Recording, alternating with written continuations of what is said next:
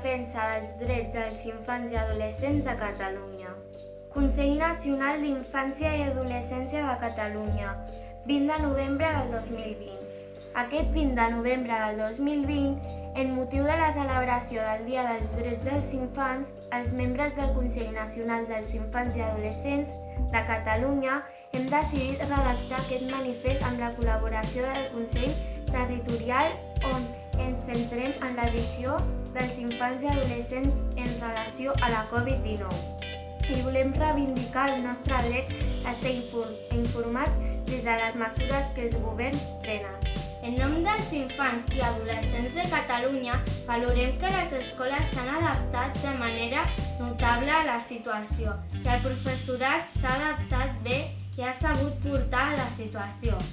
Els infants i adolescents que hem consultat, la majoria valoren que no han après suficient des de casa, tot i que els resultats estan molt igualats. La majoria d'infants i adolescents de Catalunya valorem que les mesures de seguretat que han pres els municipis han estat notables, perquè pensem que tots o la majoria dels establiments han proporcionat gel hidroalcohòlic i guants als clients. Tot i això, hi havia gent que no respectava res. Gran part dels infants i adolescents, durant aquest confinament, s'han sentit avorrits i avorrides. També hi ha que han estat preocupades i insegures sobre la situació. Els infants i adolescents de Catalunya també pensem que les decisions preses sobre les mesures han estat bé, però si tornem a passar per una situació semblant, demanem que tingueu més en compte el que necessitem. També volem dir que van tardar molt a dir que els infants podíem sortir a caminar, quan els gossos van poder des del principi, i que ens haurien d'haver donat més recursos per seguir les classes en línia. La majoria dels infants i adolescents a Catalunya valoren notablement la comunicació de la situació per part dels mitjans de comunicació cap a elles. Els infants i adolescents sabem que hi ha hagut molts esforços per part dels certs mitjans de comunicació, de fer-nos entendre la situació i anar-nos mantenint informats, i volem que aquests sàpiguen que ho valorem molt. Així sí, per molt que ho intentéssim explicar, hi ha alguns de nosaltres que no ho hem entès molt bé, ja que no estava explicat amb les nostres paraules.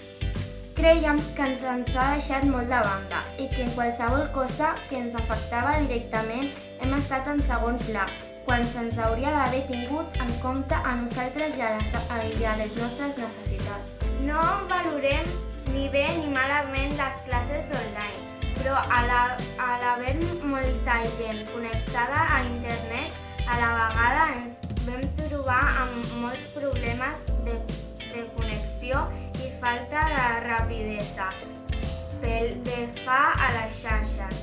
A més, alguns de nosaltres no hem disposat de suficients recursos per poder seguir les classes com tocava.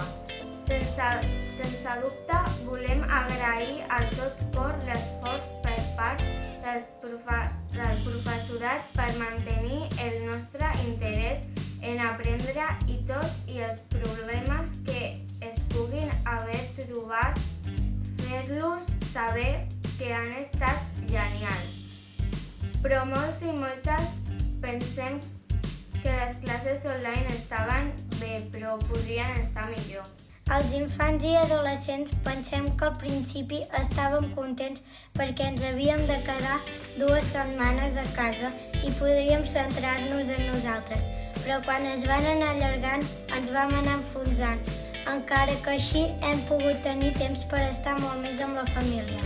A l'hora de sortir es van imposar les fases de desconfinament, les quals no ens van agradar gaire, però creiem que igualment es podien respectar. Demanem més empatia per als alumnes, més recursos i més acompanyament per part del professorat. Que hi hagi més material sanitari i que es proporcioni a qui li fa falta, així com a instituts, botigues, etc. I la desinfecció dels llocs públics.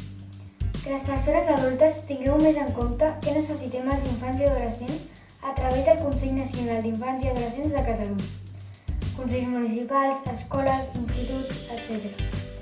que els mitjans de comunicació utilitzin llenguatges que puguem entendre els infants i adolescents. Volem agrair el suport dels consells locals que han participat en les opinions utilitzades per fer el manifest. Dit això, el Consell Nacional d'Infants i Adolescents de Catalunya ens comprometem a seguir treballant per recollir la veu dels infants i adolescents de Catalunya i vetllar perquè se'ns escolti.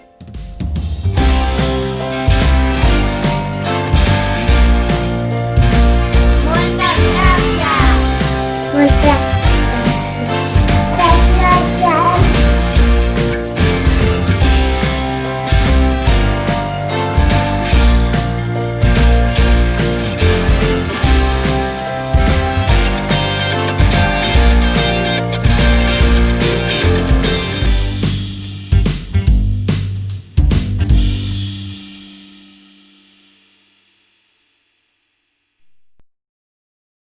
Psst.